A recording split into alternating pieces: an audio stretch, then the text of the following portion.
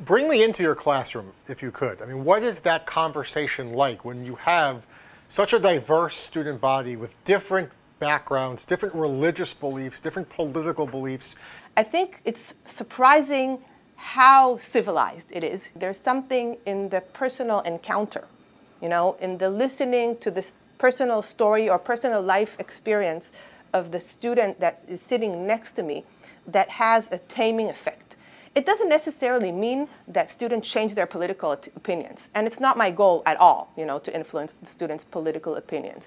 But it does mean that if students come in with this very, these very strong statements, for example, about Israel being a Jewish state and what this implies, in many respects, then once they hear the personal experience, life experience of the Arab students that is sitting next to them, it doesn't mean that they would necessarily change their political opinion, but I do feel that that the discussion is tamed down, that it's not as polarizing, as the kind of discussion that takes place in the media, in the political discourse, in the social networks, or outside of the classroom.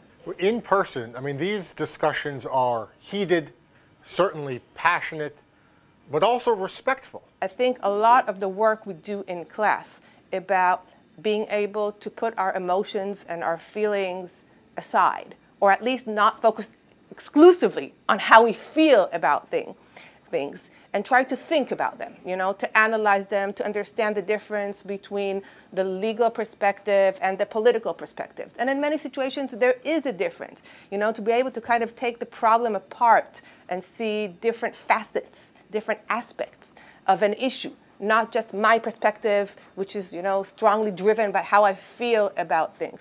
And I like to think, I believe, that this is important for the students beyond, their knowledge of constitutional law and the case law of the Israeli Supreme Court. These are tools that they also take, into other classes, into their lives, into their roles as citizens. It's not just about the classroom.